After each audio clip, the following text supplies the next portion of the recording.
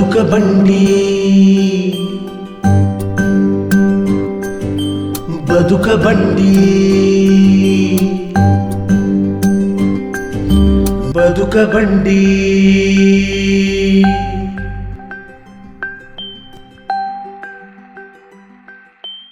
ಸ್ನೇಹಿತರೆ, ಆಮೇಲೆ ನಿಮ್ಗೆ ಇನ್ನೊಂದು ವಿಚಾರ ಈಶ್ವರ್ ಮಲ್ಪೆ ಅವ್ರ ಬಗ್ಗೆ ಹೇಳಬೇಕು. ಅವರು ತಮ್ಮದೇ ಆದಂಥ ಒಂದು ಸ್ವಂತ ಆ್ಯಂಬುಲೆನ್ಸನ್ನು ಇಟ್ಕೊಂಡಿದ್ದಾರೆ, ಅದನ್ನು ಉಚಿತವಾಗಿ ಬಳಸ್ತಾರೆ. ನೋಡ್ರಿ, ಇವರು ನಿಜವಾಗಿ ನಾನು ಇವತ್ತು ಉತ್ಪ್ರೇಕ್ಷೆ ಮಾಡ್ತಾಯಿಲ್ಲ, ನಿಜವಾಗಿ ಇವರು ಭಾರತ ರತ್ನ ಅಂತ ಹೇಳ್ಬೋದು. ನಾನು ಇವರು ಭಾರತ ರತ್ನ. ಇವರು ಎಷ್ಟು ಜೀವವನ್ನು ಉಳಿಸ್ತಾರೆ, ತಮ್ಮ ಸ್ವಂತ ಆ್ಯಂಬುಲೆನ್ಸ್ನಿಂದ ಹೀಗೆ ಸೇವೆ ಮಾಡ್ತಾರೆ. ಸರ್, ನಿಮ್ಮ ಆ್ಯಂಬುಲೆನ್ಸ್ ಬಗ್ಗೆ ಸ್ವಲ್ಪ ಹೇಳಿ. ಖಂಡಿತವಾಗಿ ನನ್ನ ಆಂಬುಲೆನ್ಸ್ ಬಗ್ಗೆ ನನಗೆ ಇಚ್ಛೆ ಆದೇನೆಂದರೆ, ನನ್ನ ಮಗ ಸವಿನೇನಪ್ಪ ಅಂತ ವರ್ಷ ಅಂತ ನಾನು ಒಂದೊಂದು ಆಂಬುಲೆನ್ಸ್ ಮಾಡ್ತಿದ್ದೆ. ಈಗ ನನಗೆ ನನ್ನ ಮಗನ 4ನೇ ವರ್ಷ ಆಯ್ತು. 4ನೇ ವರ್ಷಕ್ಕೆ 4 ಆಂಬುಲೆನ್ಸ್ ಅಂತ ತಂದಿಟ್ಟೆ. ಆಮೇಲೆ ಇಲ್ಲಿನ ಸ್ವಾವಲಂಬಿ ಜೀವನ ಮಾಡುವವರಿಗೆ, ನನ್ನ ಟೀಮ್ನಲ್ಲಿ ಯಾರಿದ್ದಾರೆ ಸ್ವಾವಲಂಬಿ ಜೀವನ ಮಾಡ್ತಾರೆ ಅವರಿಗೆ 2 ಆಟೋ ರಿಕ್ಷಾ, 2 ಆಟೋ ರಿಕ್ಷಾ, ಮತ್ತೆ ಯಾರು ಕಷ್ಟದಲ್ಲಿರ್ತಾರೆ ಅವರಿಗೆ ಒಂದು ಸಹಾಯಧನ, ಮತ್ತೆ ಶಾಲೆಯಲ್ಲಿ ಓದುವ ಮಕ್ಕಳಿಗೆ ಪ್ರೋತ್ಸಾಹಧನ, ಅದಲ್ಲದೆ ಸನ್ಮಾನ ಕಾರ್ಯಕ್ರಮ ಯಾರಿಗೆ ಮಾಡಬೇಕು, ನನ್ನಂಥ ಸಮಾಜ ಸೇವಕ ಅಂಥದ್ದೊಂದು 20 ಜನನ್ನು ಹುಡುಕಿ ಅವ್ರಿಗೊಂದು ಗೌರವಧನ ಕೊಟ್ಟು ಅಂಥವ್ರಿಗೆ ಇದು ಅಂಥ ಪ್ರೋಗ್ರಾಮ್ ನಾನು ಮಲ್ಪೆ ಬೀಚಲ್ಲಿ ವರ್ಷ ಮಾಡ್ತಿದ್ದೇನೆ. 4 ವರ್ಷ ಆಯ್ತು, ಇದು 5ನೇ ವರ್ಷ. ಇನ್ನೀಗ ಈ ಜನವರಿಯಲ್ಲಿ ಮಾಡಬೇಕು. ಮತ್ತೊಂದು ನಾವು ಆಂಬುಲೆನ್ಸ್, ಈಗ ಹೊಸ ಆಂಬುಲೆನ್ಸ್ ಮತ್ತೊಂದು ನಾವು ಬುಕ್ ಮಾಡಿದ್ದೇವೆ. ಯಾವ್ದು ಇಕೋ ಆಂಬುಲೆನ್ಸ್. ಯಾಕೆಂದ್ರೆ ಜನಗಳಿಗೆ ತೊಂದರೆ ಆಗಬಾರ್ದು. ಯಾಕೆಂದ್ರೆ ಒಂದು ಕ್ಷಣ ಸಾಕು, ಏನಾದ್ರೂ ಅಲ್ಲಿ ಆಕ್ಸಿಡೆಂಟ್ ಆದ್ರೆ ಆ ಕ್ಷಣದಲ್ಲಿ ಕರ್ಕೊಂಡು ಹೋಗಿ ಆಸ್ಪತ್ರೆ ಆಗು. ನನ್ನ ಮುಂದೆ ಎಷ್ಟು ಜೀವಗಳು ಹೋಗ್ತಿರ್ತದೆ. ಎಷ್ಟೋ ಸಲ ನಾನು ಪೇಷಂಟ್ ಬಿಟ್ಟು ಬಂದಾಗ ಇಲ್ಲಿ ಊಟಕ್ಕೆ ಕೂತಾಗ ತಾಯಿ ಹೇಳ್ತಾರೆ, ಒಂದು ಕಾಲ್ ಬರ್ತದೆ, ನಾನು ಊಟ ಮಾಡುವಾಗ ಸಡನ್ ಕಾಲ್ ಬರ್ತದೆ, ನಾನು ಹೋಗ್ಬೇಕಂತ ಹೇಳುವಾಗ ತಾಯಿ ಹೇಳ್ತಾರೆ, ಮಗ ಊಟ ಮಾಡಿ ಹೋಗೋದು ಎತ್ತ ಕರಳೋದು, ಪಾಪ ಅವ್ರಿಗೆ ಗೊತ್ತಾಗಲ್ಲ. ನಾನು ಊಟ ಮಾಡ್ಲಿಕ್ಕೆ ಒಂದು ಸಲ ತುತ್ತಿಟ್ರೆ ಆ ಕಡೆ ಅಲ್ಲಿ ಯಾರಾದ್ರೂ ಸಾವಿಗೀಡಾಗ್ತದೆ. ಅದನ್ನ ಅಲ್ಲಿ ಇಟ್ಟು ಎಷ್ಟೋ ಸಲ ಬಟ್ಟೆಯನ್ನು ತಿರುಗಿ ಹಾಕೊಂಡು ಓಡಿದ್ದುಂಟು. ಯಾಕೆ ಜೀವ ಉಳಿಲ್ಲ ಅಂತೇಳಿ. ಯಾಕೆಂದ್ರೆ ಒಂದು ಸಲ ಹೋದ ಪ್ರಾಣ ಮತ್ತೊಂದು ಸಲ ಬರಲ್ಲ.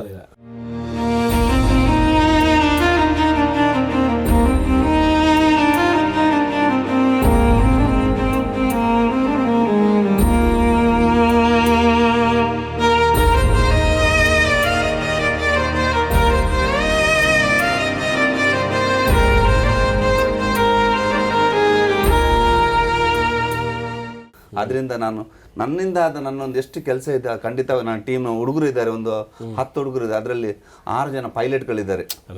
ಯಾಕೆಂದ್ರೆ 6 ಜನ ಸಹ ಉಚಿತವಾಗಿ ಬರ್ತಾರೆ. ಇವತ್ತು ಸಹ ನನ್ನ ಆಂಬುಲೆನ್ಸ್ ಇಲ್ಲಿಂದ ಗಂಗಾವತಿ ಕಳಿಸಿದ್ದೀನಿ. ನಿನ್ನೆ ಒಬ್ರು ನೀರಿಗೆ ಬಿದ್ದಿದ್ದಾರೆ.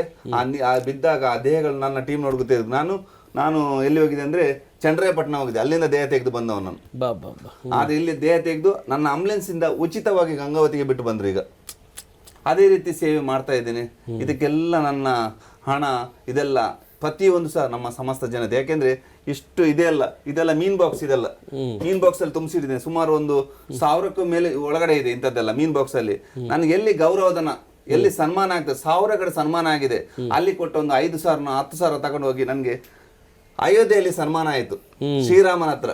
ಅಲ್ಲಿ ನನಗೆ ಅಯೋಧ್ಯೆಯಲ್ಲಿ ಸನ್ಮಾನ ಆದಾಗ ನನಗೆ ಅಲ್ಲಿ ಪಲ್ಲಕ್ಕಿ ಸೇವೆ ಮತ್ತೆ ಇಷ್ಟು ದೊಡ್ಡ ಬೆಳ್ಳಿದೊಂದು ಕೊಡ ಕೊಟ್ರು. ಬೆಳ್ಳಿ ಕೊಡದೊಟ್ಟಿಗೆ ತೀರ್ಥ ಕೊಟ್ರು. ತೀರ್ಥದೊಟ್ಟಿಗೆ ಒಂದು 5 ಕಾಯಿನ್ಸ್ ಕೊಟ್ರು, ಬೆಳ್ಳಿದೆ. ನಾನು 5 ಕಾಯಿನ್ಸ್ ಅನ್ನು 5 ಬಡವ ಮನೆಗೆ ಕೊಟ್ಟೆ, ಅವರಿಗೆ ಸಹ ಒಳ್ಳೇದಾಗ್ಲಿ ಅಂತ ಹೇಳಿ. ಆ ಬೆಳ್ಳಿ ಕೊಡ ಇಲ್ಲೇ ಇದೆ. ಬಂದ ಹಣವನ್ನು ಅದಕ್ಕೆ ಹಾಕ್ತೀನಿ. ಯಾಕೆಂದ್ರೆ ಇಲ್ಲಿ ನನಗೆ ಸನ್ಮಾನ ಕಾರ್ಯ ಆಗ್ತದೆ. ಆ ಸನ್ಮಾನ ಕಾರ್ಯ ಮಾಡುವಾಗ ಅವ್ರು ಎಷ್ಟೋ ಜನ ಹತ್ರ ಹಣ ತಗೊಂಡಿರ್ತಾರೆ. ಎಷ್ಟೇ ಬಡವರಾಗಿರ್ಬೋದು, ಎಷ್ಟೇ ಶ್ರೀಮಂತರಾಗಿರ್ಬೋದು, ಅವ್ರ ಹತ್ರ ಕಲೆಕ್ಟ್ ಮಾಡಿರ್ತಾರೆ. ನನಗೊಂದು 10,000 ಕೊಟ್ರೆ ಅದೆಷ್ಟೋ ಜನರದ ಹಣ ಇರ್ತದೆ. ಆವಾಗ ಹಣವನ್ನು ಒಳ್ಳೆ ಉದ್ದೇಶಕ್ಕೆ ಹೋಗ್ಬೇಕು. ನನ್ನ ಇಂಥ ವಿಶೇಷ ಚೇತನ ಮಕ್ಕಳನ್ನ ನಾನು ಖರ್ಚು ಮಾಡೋದಿಲ್ಲ. ಹಾಗಿದ್ರೆ ನನಗೆ ದೊಡ್ಡ ಮನೆನೇ ಕಟ್ಬೋದಿತ್ತು. ಇವತ್ತು ಇಷ್ಟು ಆಂಬುಲೆನ್ಸ್ ಮಾಡಬೇಕಾದ್ರೆ ನಾನು ಆಂಬುಲೆನ್ಸ್ ತಗೊಂಡು ಆ ಹಣದಲ್ಲಿ ದೊಡ್ಡ ಮನೆ ಕಟ್ಕೊಂಡು ಕೂತ್ಕೊಳ್ಬೋದು. ಇವತ್ತು ಈ ಚಿಕ್ಕ ಮನೆಯಲ್ಲಿ ನನ್ನ 2 ಮಕ್ಕಳು, ಹೆಂಡತಿ ಇಲ್ಲೇ ಇದ್ದೇವೆ, ಸುಖ ಸಂಸಾರವಾಗಿದೆ. ಅದಕ್ಕೆ ಯಾರು ಹಣ ಕೊಟ್ಟರು ಸಹ ಆ ಹಣವನ್ನು ಒಳ್ಳೆ ಉದ್ದೇಶಕ್ಕೋಸ್ಕರ ಯೂಸ್ ಮಾಡ್ತೇನೆ ನಾನು.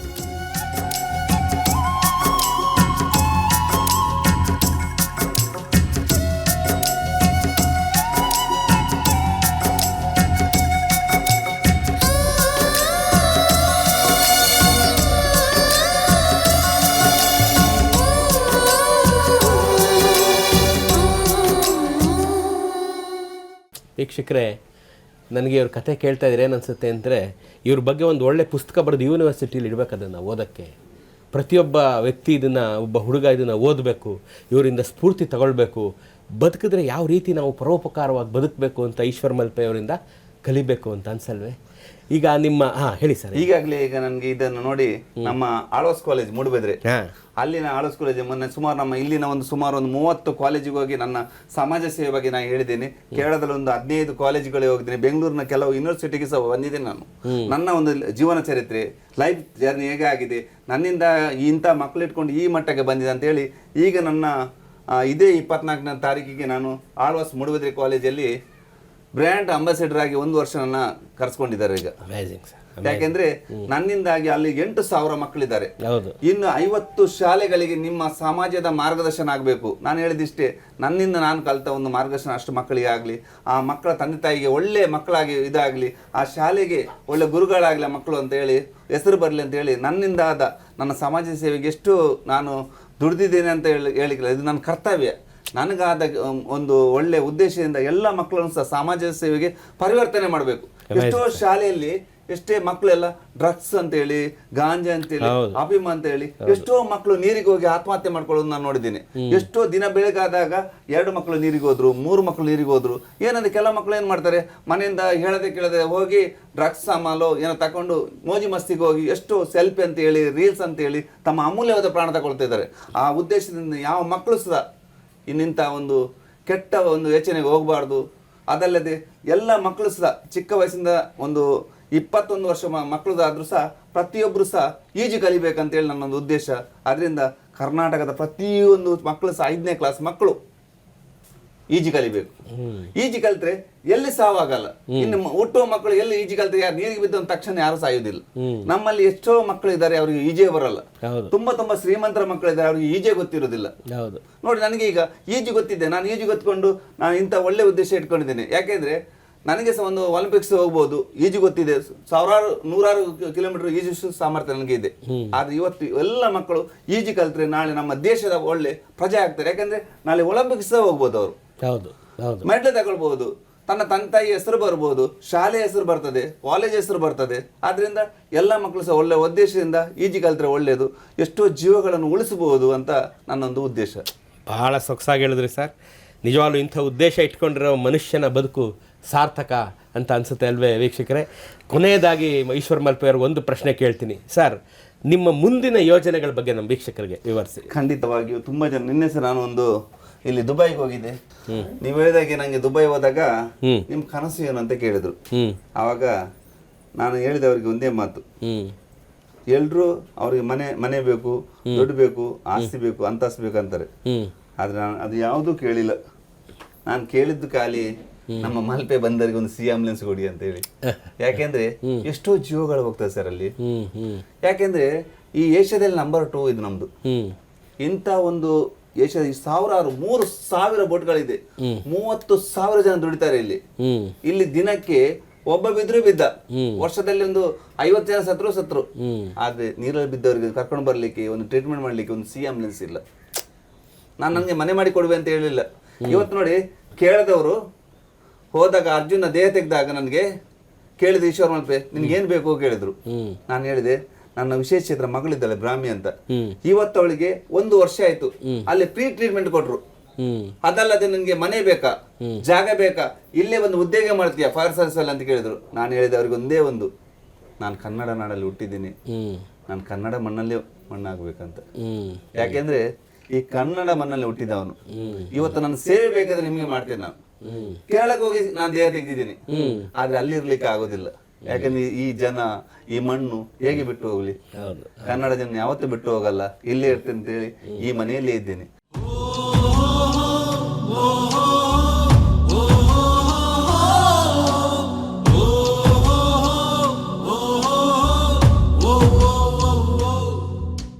ಎಷ್ಟೋ ಸಲ ಕೇಳ್ತಾರೆ ನನಗೆ, ಎಲ್ಲ ಬಂದು ಮನೆ ಮಾಡಿ ಕೂತ್ಕೋ ಅಂತ. ಬೇಡ, ಜಾಗ ಕೊಡ್ತೆ ಅಂತ ಹೇಳಿದ್ರು. ಆದ್ರೆ ಇವತ್ತು ನನ್ನ ಬ್ರಾಹ್ಮಿ, ಅವಳಿಗೀಗ 8 ವರ್ಷ ಆಯ್ತು. 1 ವರ್ಷ ಟ್ರೀಟ್ಮೆಂಟ್ ಫ್ರೀ ಕೊಟ್ರು ಅವ್ರೀಗ. ಅವಳು ನಡೆದಾಡ್ಲಿಲ್ಲ, ಇಷ್ಟು ದಿವಸ ಮಲಗಿದಲ್ಲಿದ್ಲು. ಇಡೀ ಸಮಸ್ತ ನಮ್ಮ ಕರ್ನಾಟಕ ಜನತೆ ಆಗಿರ್ಬೋದು, ಕೇರಳದ ಜನತೆ ಆಗಿರ್ಬೋದು, ಅವರ ಆಶೀರ್ವಾದದಿಂದ ಈಗ ನನ್ನ ಮಗಳು ಕೈ ಹಿಡಿದ್ರೆ ಆ ಇಡೀ ನಡ್ಕೊಂಡು ಬರ್ತಾಳೆ ಈಗ.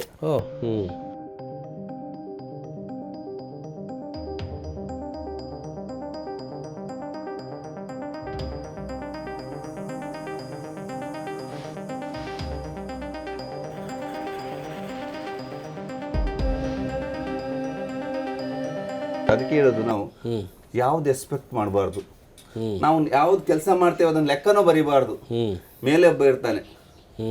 ಎಷ್ಟೋ ಜನ ಕೇಳ್ತಾರೆ, ಈಶ್ವರಣ್ಣ ನಿಮ್ಗೆ ಅದು ದೇಹ ಕಂಡ್ರೆ ಭಯ ಆಗೋದಿಲ್ವಾ, ನಿದ್ರೆ ಬರೋದಿಲ್ವಾ, ಕನಸು ಬರೋದಿಲ್ವಾ, ಪ್ರೇತ ಬರೋದಿಲ್ವಾ, ನೀರ್ಕನ್ಯೆ ಬರೋದಿಲ್ವಾ ಹೆಣ್ಮಕ್ಳು ತೆಗೆದ್ರಿ ಅಂತ. ನಾನು ಹೇಳಿದೆ, ಆ ದೇಹ, ನಾನು ಹೇಳ್ತೇನೆ ಅಂದ್ರೆ ದೇಹ ಒಂದು ದೇವರಿಗೆ ಸಮಾನ. ಇವತ್ತು ಮನುಷ್ಯನಾಗಿರ್ತಾನಲ್ಲ ಅವ್ರನ್ನ ಕಂಡ್ರೆ ಭಯ ಆಗುದು ನನಗಂತ ಹೇಳ್ತೀನಿ. ಆ ದೇಹ ಕಂಡ್ರೆ ಭಯ ಆಗಲ್ಲ. ಮೊನ್ನೆ ನಿಮ್ಮ ಕುಣಿಗಲ್ ಕೆರೆಯಲ್ಲಿ 1 ಕೋಟಿ ಜನ ನೋಡಿದ್ದಾರೆ, 1 ಮಿಲಿಯನ್. ಆದ್ರೆ ಅವಳೊಂದು 21 ವರ್ಷದ ಹುಡುಗಿ, ತಾಯಿ ಮತ್ತೆ ಮಗಳು ಗಲಾಟೆ ಮಾಡ್ಕೊಂಡ್ರು. ಏನಂದ್ರೆ ಮಗಳು ಮೈಸೂರಲ್ಲಿ ITBT ಅಲ್ಲಿ 80,000 ಸಂಬಳ ಇದೆ, ಅವಳಿಗೆ ಒಂದೇ ಆಸೆ, ನಾನು ಅಮೆರಿಕ ಹೋಗ್ತೇನೆ ಅಂತ ಹೇಳಿ. ಆದ್ರೆ ತಾಯಿ ಹೇಳಿದಿಷ್ಟೇ, ಅಮೆರಿಕ ಬೇಡ, ನಮ್ಮ ಭಾರತ ದೇಶ ಮೈಸೂರಲ್ಲಿ ಕೆಲಸ ಮಾಡುವ ಅಂತ ಹೇಳಿ. ತಾಯಿ ಮಗಳು ಗಲಾಟೆ ಮಾಡಿದ್ರು, ಹೇಳಿದಿಷ್ಟೇ, ಕೆಲಸ ಇಲ್ಲ, ನಾನು ನೀರಿಗೆ ಬೀಳ್ತೇನೆ ಅಂತ ಹೇಳಿ.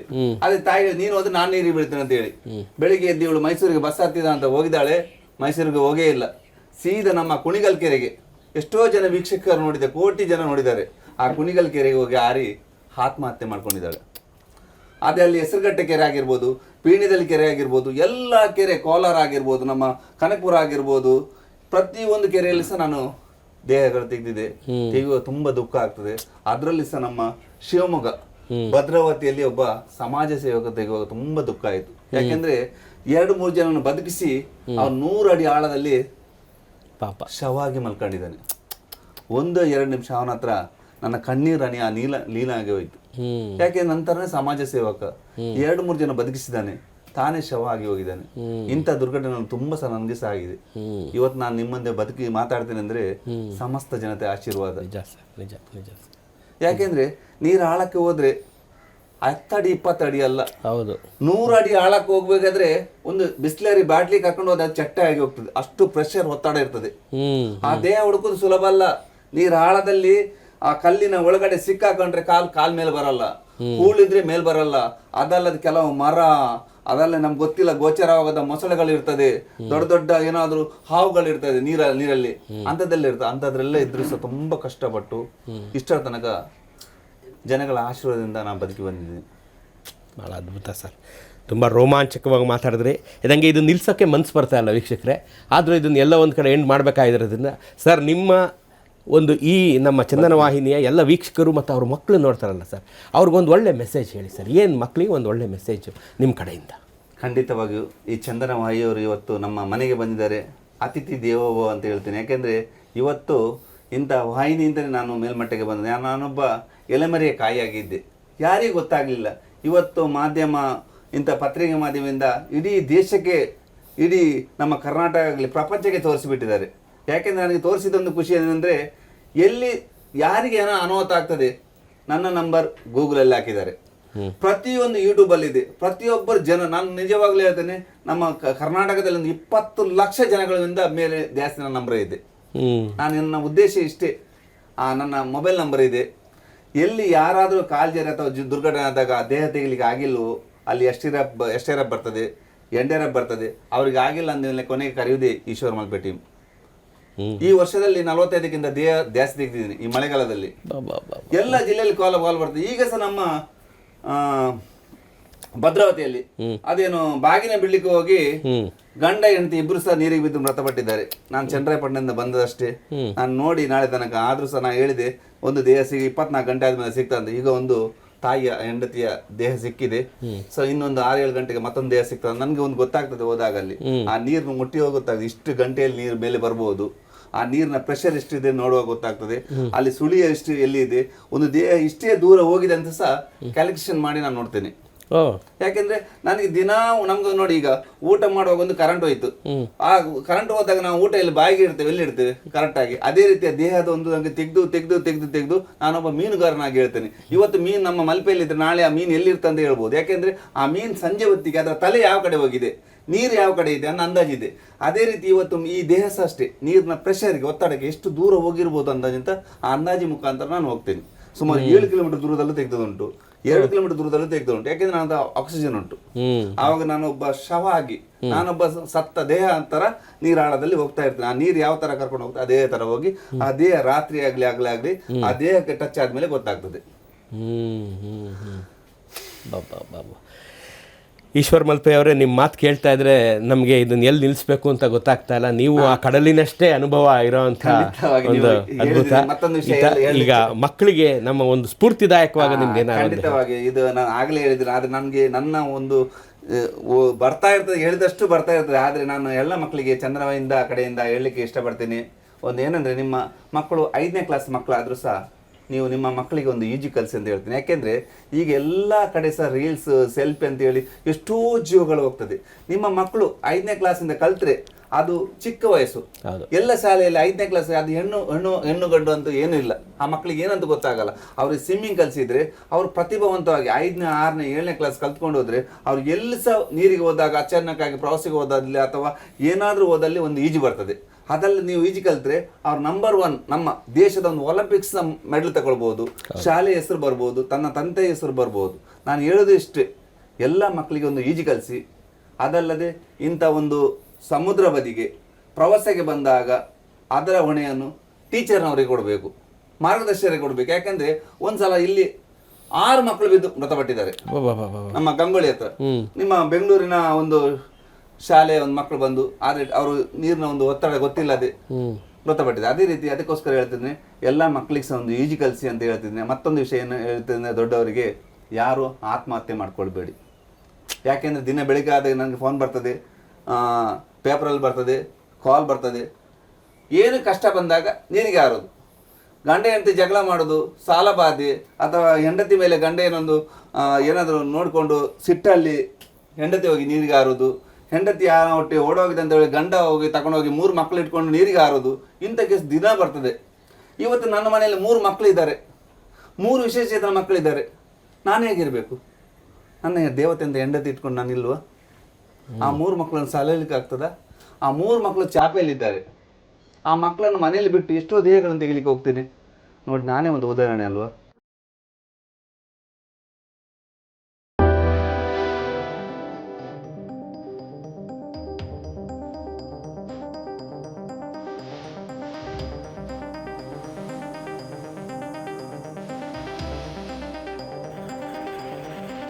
ಅದರಲ್ಲಿ ಎಷ್ಟೋ ಜನ ನೋಡ್ತೀನಿ, ಒಂದು ಕಾಲ ಇಲ್ಲದವರು ಆ ಎಳ್ಳರು ಕೆತ್ಕೊಂಡು ಕೆಲಸ ಮಾಡ್ತಾರೆ. ಅದಕ್ಕೆ ಹೇಳ್ತಾ ಇದ್ದೀನಿ, ಪ್ರತಿಯೊಂದು ನಮ್ಮ ಕರ್ನಾಟಕ ಜನತೆಗೆ ಹೇಳ್ತೇನೆ ಇಷ್ಟೇ, ಎಷ್ಟೇ ಕಷ್ಟ ಬರಲಿ, ಏನೇ ಆಗಲಿ ಆತ್ಮಹತ್ಯೆ ಮಾಡ್ಕೊಳ್ಬೇಡಿ ಅಂತ ನಿಮಗೆ ನಾನು ಕೈ ಮುಗಿದು ನಾನು ಕೇಳ್ತಾ ಇದ್ದೀನಿ. ಇಷ್ಟೆಲ್ಲ ನೀವು ನೋಡುವಾಗ ಭಗವಂತ ನಿಮಗೆಲ್ಲ ಶಕ್ತಿಯನ್ನು ಕೊಟ್ಟಿದ್ದಾನೆ. ಆದರೆ ನಾವು ಮನುಷ್ಯರಾಗಿ ನಮ್ಗೇನು ಅನಿಸುತ್ತೆ ಅಂದರೆ, ಈಶ್ವರ್ ಮಲ್ಪೆ ಅವರು ತಮ್ಮ ಬದುಕಿಗೆ ಏನು ಮಾಡ್ತಾ ಇದ್ದಾರೆ ಅನ್ನೋ ಯೋಚನೆ ಅದು ತಾವು ಸ್ವಲ್ಪ ನನಗೆ ಹೇಳಬೇಕಾಗಿದೆ. ಖಂಡಿತವಾಗಿ ನಾನು ಜೀವನಕ್ಕಿಂತ ಮುಂಚೆ ನಾನು ಮೀನುಗಾರಿಕೆ ಮಾಡ್ತಿದ್ದೆ. ಮೀನುಗಾರಿಕೆ ಬಿಟ್ಟಾಗ ಇದು ರೆಸ್ಕಿ ಇಂಥದ್ದು ತೆಗೆಯುವ ಐಟಮ್ ಯಾರು ತೆಗಿಲಿಕ್ಕೆ ಶುರುವಾದಾಗ ನನಗೆ ಅಲ್ಲೂ ಹೋದರೆ ಇಲ್ಲಿ ತೆಗಿಲಿಕ್ಕೆ ಆಗೋದಿಲ್ಲ ಅಂತೇಳಿ ನಾನು ಜೀವನಾಂಶಕ್ಕೆ ಒಂದು ವಾಟರ್ ಟ್ಯಾಂಕ್ ಸಪ್ಲೈ ಗಾಡಿ ಮಾಡಿದ್ದೀನಿ. ವಾಟರ್ ಸಪ್ಲೈ, ಆ ವಾಟರ್ ಸಪ್ಲೈ ಅಂದರೆ ಇಲ್ಲಿ ನೀರು ತಗೊಂಡು ಹೋಗಿ ಬೋಟ್ಗಳಿಗೆ ನೀರು ಹಾಕೋದು. ಅಲ್ಲಿ ಬಂದ ಹಣದಿಂದ ನಾನು ಇದು ಮಾಡಿದೆ. ಅಂತ 2 ಗಾಡಿ ಇದೆ ನನ್ನ ಹತ್ರ. ಆ 2 ಗಾಡಿಯಿಂದ ಎಷ್ಟು ಒಂದು ದಿವಸಕ್ಕೆ ಒಂದು 5,000 ಅಲ್ಲ 3,000 ರೂಪಾಯಿ ಆದರೂ ಸಹ ಡ್ರೈವರ್ಗೆ ಕೊಟ್ಟು ಉಳಿದ ಹಣದಲ್ಲಿ ಭಾಗ ಮಾಡ್ತೇನೆ. 20% ನಾನು ಆಂಬುಲೆನ್ಸ್ಗೆ ಇಡ್ತೀನಿ. ಯಾಕೆಂದ್ರೆ ಜನಗಳು ಯಾವಾಗ ಕೊಡ್ತಾರೆ, ನನಗೆ ಯಾವಾಗ ಸನ್ಮಾನ ಆಗುತ್ತೆ ಕಾಯೋದಿಲ್ಲ. ಆ 4 ಆಂಬುಲೆನ್ಸ್ಗಳು ನಡಿಬೇಕಲ್ಲ, ಆ ಖರ್ಚಿಗೆ ನನ್ನ ದುಡ್ಡದಲ್ಲಿ 100ರಲ್ಲಿ 20% ನಾನು ಆಂಬುಲೆನ್ಸ್ಗೆ ಇಡ್ತೀನಿ. ಮತ್ತೆ ಉಳಿದದ್ದು ನನ್ನ ಕುಟುಂಬಕ್ಕೆ 2 ಮಕ್ಕಳಿದ್ದಾರೆ, ನನ್ನ ಹೆಂಡತಿ ಇದ್ದಾರೆ, ಅಷ್ಟು ಸಾಕು. ಸ್ನೇಹಿತರೆ, ಇದು ನಮ್ಮನ್ನು ಸ್ಪೀಚ್ಲೆಸ್ ಅಂತೀವಲ್ಲ ಇಂಗ್ಲೀಷಲ್ಲಿ, ಆ ಥರ ಒಂದು ಭಾವೋದ್ವೇಗಕ್ಕೆ ಒಳಗಾಗುವಂಥ ಗದ್ಗದಿತವಾಗಿದ್ದೀವಿ ನಾವೆಲ್ಲ. ಗದ್ಗದಿತರಾಗಿ ನಾವು ಏನು ಮಾತಾಡಬೇಕು ಅಂತ ಗೊತ್ತಾಗದಂಥ ಒಂದು ಭಾವೋತ್ಕರ್ಷದಲ್ಲಿ ನಾವು ಸಿಕ್ಕಾಕೊಂಡಿದ್ದೀವಿ. ಬಹುಶಃ ನೀವು ಈ ಸಂಚಿಕೆಯನ್ನು ನೋಡ್ತಾ ಇರೋ ನಿಮಗೂ ಸಹ ನಿಮಗೆ ಈಶ್ವರ ಮಲ್ಪೆ ಅಂಥವ್ರು ಈ ಭೂಮಿ ಮೇಲೆ ಇದ್ದಾರಲ್ಲಪ್ಪ, ಇಂಥವ್ರಿಂದ ಇರೋದ್ರಿಂದನೇ ಮಳೆ ಬೆಳೆ ಆಗ್ತಾ ಇರೋದೇನೋ ಅಂತ ಅನಿಸಿದ್ರೆ ಅದು ನಿಜ. ನಿಮ್ಮ ಅಭಿಪ್ರಾಯ ತುಂಬ ನಿಜವಾದದ್ದು. ಈ ಸಂಚಿಕೆ ನಿಮಗೆ ಎಲ್ಲ ಸಂಚಿಕೆಗಳಿಗಿಂತ ರೋಮಾಂಚಕವಾಗಿ ಸಾರ್ಥಕ್ಯವಾಗಿ ಇವತ್ತು ಚಂದನ ನೋಡಿದ್ದಕ್ಕೂ ಸಾರ್ಥಕ ಆಯಿತು ಅಂತ ನಿಮ್ಮ ಮನಸ್ಸಿಗೆ ಅನಿಸಿದ್ರೆ ನಮ್ಮ ಪ್ರಯತ್ನ ಸಾರ್ಥಕ. ಈಶ್ವರ ಮಲ್ಪೆ ಅವ್ರಿಗೆ ನಿಮ್ಮೆಲ್ಲರ ಆಶೀರ್ವಾದ ಇರಲಿ. ನಿಮ್ಮ ಮನೆ ದೇವ್ರ ಹತ್ರ ಈಗ ನೀವು ಕೇಳ್ಕೋಬೇಕು, ಈಶ್ವರ ಮಲ್ಪೆಗೆ ನಮ್ಮ ಆಯಸ್ಸನ್ನು ಅವ್ರಿಗೆ ಕೊಡಲಿ. ಯಾಕೆಂದರೆ ಅವ್ರು ಇನ್ನೂ 100 ಜನನ ಬದುಕಿಸ್ತಾರೆ, ಇನ್ನೂ 100 ಜನ ಪ್ರಾಣವನ್ನು ಕಾಪಾಡ್ತಾರೆ. ಈಶ್ವರ ಮಲ್ಪೆ ಅವರು 100 ವರ್ಷ ಆರೋಗ್ಯವಾಗಿರಲಿ, ನೆಮ್ಮದಿಯಾಗಿರಲಿ, ಅವ್ರ ಮಕ್ಕಳಿಗೂ ಆರೋಗ್ಯವಾಗಿರಲಿ ಅಂತ ನಾವೆಲ್ಲ ಕೇಳ್ಕೊಳ್ಳೋಣ. ಮತ್ತೊಮ್ಮೆ ನಮಸ್ಕಾರ ಸರ್ ಈಶ್ವರ ಮಲ್ಪೆ ಅವರು. ಖಂಡಿತವಾಗಿ ನೀವು ಹೇಳಿದ ಮಾತಿಗೆ ನಾನು ಕೇಳೋದು ಇಲ್ಲಿ ಇಷ್ಟೇ. ಎಷ್ಟೋ ಸಲ ದೇವಸ್ಥಾನಕ್ಕೆ ಹೋಗ್ತೀನಿ. ದೇವಸ್ಥಾನ ಹೋದಾಗ ನಾನು ಮೊದಲು ಕೇಳೋದು ನನ್ನ ಮಕ್ಕಳಿಗೆ ಆರೋಗ್ಯ ಕೊಡಂತ ಕೇಳೋದಿಲ್ಲ. ಮೊದಲು ಕೇಳೋದು ನಾನು ನಮ್ಮ ಜನಗಳಿಗೆ, ನಮ್ಮಲ್ಲಿರುವ ಕರ್ನಾಟಕದ ಪ್ರತಿಯೊಬ್ಬರಿಗೂ ಸಹ ಒಳ್ಳೇದು ಮಾಡು, ಆಮೇಲೆ ನನ್ನ ಮಕ್ಕಳಿಗೆ ಒಳ್ಳೇದು ಮಾಡು ಅಂತ ಹೇಳ್ತೀನಿ. ಯಾವತ್ತಿದ್ರೂ ಸಹ ನಾವು ನಮಗೆ ಅಂತ ಕೇಳಬಾರ್ದು, ಎಲ್ರಿಗಂತ ಕೇಳಿದರೆ ಮಾತ್ರ ಒಳ್ಳೆ ಆಗ್ತದೆ. ಯಾಕೆಂದರೆ ದೂರದೆಲ್ಲೋ ಒಂದು ಕಡೆ ಹೋಗ್ತೀವಿ, ದೇವಸ್ಥಾನಕ್ಕೆ ತುಂಬ ದೂರ ಹೋಗ್ತೀವಿ, ನಮ್ಮ ಮನೆ ಹತ್ರ ಇದ್ದ ಗ್ರಾಮಕ್ಕೆ ನಾವು ಹೋಗುದಿಲ್ಲ. ಹೌದು ಹೌದು, ಅಷ್ಟು ದೂರ ಹೋಗೋದಕ್ಕಿಂತ ಮೊದಲು ನಾವು ನಮ್ಮ ಗ್ರಾಮಕ್ಕೆ ಹೋಗಬೇಕು. ನಿಜ, ಸತ್ಯ. ಎಷ್ಟೋ ದೂರ ದೇವರನ್ನು ನೋಡ್ಕೊಂಡು ಹೋಗ್ತೇವೆ. ನಮ್ಮ ಮನೆಯಲ್ಲಿ ನಮ್ಮ ತಂದೆ ತಾಯಿಯೇ ಇರ್ತಾರೆ. ನಾನು ಅಷ್ಟೇ ಹೇಳೋದು, ನನ್ನ ತಂದೆ ತಾಯಿಗೆ ನಾನು ಯಾವಾಗಲೂ ಕೈ ಮುಗಿತೀನಿ. ಮೊನ್ನೆ ಹೇಳಿದಾಗೆ ಆ ಜೀವ ತೆಗೆದು ನಾನು ಬಂದಾಗ, ಇಲ್ಲಿ ನನಗೆ ಬಂದಾಗ ನನ್ನ ತಂದೆ ತೀರು ಹೋಗಿದ್ರು. ಅಯ್ಯೋ, ನಾನು ಇಲ್ಲೇ ಇದ್ದರೆ ಆ ಮನುಷ್ಯ ತೀರು ಹೋಗ್ತಿದ್ದ. ರಾತ್ರಿ ನನಗೆ ಗೊತ್ತಾಯಿತು, ನಾನು ಈ ಟೈಮಲ್ಲಿ ನೋಡಿದೆ ನನ್ನ ತಂದೆದು ಆಯುಷ್ಯ ಲಾಸ್ಟ್ ಸ್ಟೇಜಲ್ಲಿ ಇಟ್ಟು ನೋಡ್ಕೋ ಅಂತ ಹೇಳಿದೆ. ನಾನು ಇಲ್ಲೇ ಇದ್ದಿದ್ರೆ ಆ ಮನುಷ್ಯ ನೀರಲ್ಲಿ ಮುಳುಗ್ತಿದ್ದ. ಅವನು ಬದುಕ್ದ ಇವಾಗ. ಹಾಂ, ಅದೇ ರೀತಿ ತುಂಬ ಇಂಥ ಇನ್ಸಿಡೆಂಟ್ ಆಯಿತು. ನನ್ನ ತಾಯಿ ಇಲ್ಲಿ ತೀರಿ ಹೋಗಿ 11 ದಿವಸ ಆಯಿತು. ನಾನು ಅರ್ಜುನ ದೇಹ ತೆಗಿಲಿಕ್ಕೆ ಹೋಗಿದ್ದೆ. ಯಾಕೆಂದ್ರೆ ಆ ಕಾರ್ಯ ಮಾಡ್ಲಿಕ್ಕೂ ಆಗೋದಿಲ್ಲ. ನಾನು ದೊಡ್ಡ ಮಗ. ನನ್ನ ತಮ್ಮನ ಹತ್ರ ನೀನು ಕಾರ್ಯ ಮಾಡು, ಅಲ್ಲಿ ಯಾರೋ ದೇಹ ಬಿದ್ದಿದೆ, ಅವ್ರ ದೇಹ ತೆಗಿಲಿಕ್ಕೆ ಹೋಗ್ತೀರ ಅಂತ ಹೇಳಿ. ಅದಂತೂ ಸರ್ ಭಾಳ ಅದ್ಭುತವಾದಂಥ ರೋಮಾಂಚಕ ಘಟನೆ. ಜೀವನದಲ್ಲಿ ಯಾರು ಕೇಳಿದವರು, ನೋಡಿದವರು, ಭಾಗವಹಿಸಿದವರು ಮರೆಯಲಾಗದಂಥ ಘಟನೆ. ಇಂಥ ಇನ್ನಷ್ಟು ಮತ್ತಷ್ಟು ಧೈರ್ಯನ ತಂದುಕೊಡ್ಲಿ ಅಂತ ಥ್ಯಾಂಕ್ ಯು ಸರ್. ಹೇಳಲಿಕ್ಕೆ ಹೋದರೆ ತುಂಬಿ ಬರ್ತಿದೆ. ಎಲ್ಲ ನನ್ನ ಕನ್ನಡ ಜನತೆಗೆ ನಾನು ಕೇಳ್ಕೊಳ್ಳೋದು ಇಷ್ಟೇ, ಎಲ್ಲರೂ ಆಶೀರ್ವಾದ ಮಾಡಿ. ಯಾಕೆಂದರೆ ನಾವು ನೀರು ಆಳದಲ್ಲಿರೋದು, ಅದನ್ನು ನಿಮ್ಮ ಆಶೀರ್ವಾದ ನಾನು ಪರಿಗಣಿಸ್ತೀನಿ. ಯಾಕೆಂದರೆ ಇವತ್ತು ಎಷ್ಟೋ ಜೀವಗಳಿಗೆ ಒಂದು ಮುಕ್ತಿ ಆಗ್ತದೆ. ಹಾಗೆ ನಿಮ್ಮ ಆಶೀರ್ವಾದ ಇರಲಿ, ನನ್ನ ಮಕ್ಕಳ ಮೇಲೆ ನಿಮ್ಮ ಆಶೀರ್ವಾದ ಇರಲಿ. ಯಾಕೆಂದರೆ ನಾನೇನಾದರೂ ನೀರಲ್ಲಿ ಲೀನ ಅದು ಹೋದರೆ ಸಹ ಎಷ್ಟೋ ಜನ ನೀನೇನು ಮಾಡಿದೀಯಾ, ನನಗೆ ಏನು ಮಾಡಬೇಕಂತಿಲ್ಲ. ನನ್ನ 2 ಮಕ್ಕಳು, ನನ್ನ ಹೆಂಡತಿಯನ್ನು, ಇಡೀ ಸಮಸ್ತ ಜನತೆ ಇದೆ ಅಂತ ಹೇಳ್ತೀನಿ ಅಷ್ಟೇ. ಕೇಳಿದ್ರಲ್ಲ ವೀಕ್ಷಕರೇ, ತುಂಬ ಒಂದು ನಮಗೆ ಸಾರ್ಥಕ್ಯ ಭಾವ ಮೂಡ್ತಾ ಇದೆ ಈಶ್ವರ್ ಮಲ್ಪೆ ಅವ್ರ ಜೊತೆ ಮಾತಾಡಿ. ನಮಗೆ ಇಷ್ಟು ದಿನ ನಾವು ಸಂಚಿಕೆಗಳನ್ನು ಮಾಡಿದ್ದೆ ಒಂದು ತೂಕ, ಆದರೆ ಈಶ್ವರ್ ಮಲ್ಪೆ ಅವ್ರನ್ನ ಮಾತಾಡ್ಸಿದ್ದು ಒಂದು ತೂಕ. ತಾಯಿ ಚಾಮುಂಡೇಶ್ವರಿ ಮತ್ತು ಕರ್ನಾಟಕದ ಎಲ್ಲ ದೇವಾನುದೇವತೆಗಳು ಇವ್ರನ್ನ ಸದಾ ಹರಿಸಲಿ, ಇವರನ್ನು ಕಾಪಾಡಲಿ, ಇವರಿಗೆ ಆಯುಸ್ಸು, ಆರೋಗ್ಯ, ಐಶ್ವರ್ಯ, ಇವ್ರ ಮಕ್ಕಳಿಗೆ ಆರೋಗ್ಯ ಎಲ್ಲವನ್ನು ಕೊಡಲಿ ಅಂತ ಇಡೀ ಕರ್ನಾಟಕದ ಪರವಾಗಿ ನಾನು ನಿಮ್ಗೆ ಕೇಳ್ಕೊತೀನಿ ಸರ್. ಭಾಳ ಧನ್ಯವಾದ. ನಮ್ಮ ಚಂದನ ವಾಹಿನಿಗೆ ಬಂದು ನಿಮ್ಮ ಅಭಿಪ್ರಾಯವನ್ನು ಹಂಚ್ಕೊಂಡಿದ್ದೀರಿ. ಮತ್ತೆ ನಾವು ನಿಮ್ಮನ್ನು ಭೇಟಿಯಾಗೋ ಭಾಗ್ಯ ಸಿಗಲಿ ಅಂತ ಹೇಳ್ತೀನಿ. ನಿಮಗೆ ನಮಸ್ಕಾರ ಸರ್. ಹಾಗೆ ಈ ಚಂದನವಾಹಿನಿ ನೋಡುವ ಪ್ರತಿಯೊಬ್ಬರು ಪ್ರೇಕ್ಷಕರು ಸಹ ದಿನ ಬೆಳಗಾದರೂ ಸಹ ಈ ಚಂದನವಾಹಿನಿ ನೋಡಿ ಇಂಥ ನಮ್ಮ ಒಂದು ಮಾರ್ಗದರ್ಶನ, ಒಂದು ಸಾಧನೆ ಮಾಡಿದ ಒಬ್ಬರನ್ನು ಗುರುತಿಸಿ ಖಂಡಿತವಾಗಿ ಕೊಡ್ತಾರೆ. ಎಲ್ಲ ಆ ಮಾರ್ಗದರ್ಶನದಿಂದ ಅವ್ರು ನೋಡಿಕೊಂಡು ನಿಮ್ಮ ಮಕ್ಕಳಿಗೆ ಸಹ ಒಂದು ಒಳ್ಳೆ ಉತ್ತಮವಾದ ಭವಿಷ್ಯವನ್ನು ಕಲ್ಪಿಸಿಕೊಡಿ ಅಂತ ಈ ಚಂದನವಾಹಿನಿ ಕಡೆಯಿಂದ ಬಂದವರಿಗೆ ಎಲ್ರಿಗೂ ಸಹ ನಾನು ಕೃತಜ್ಞತೆ ಸಲ್ಲಿಸ್ತಾ ಇದ್ದೀನಿ.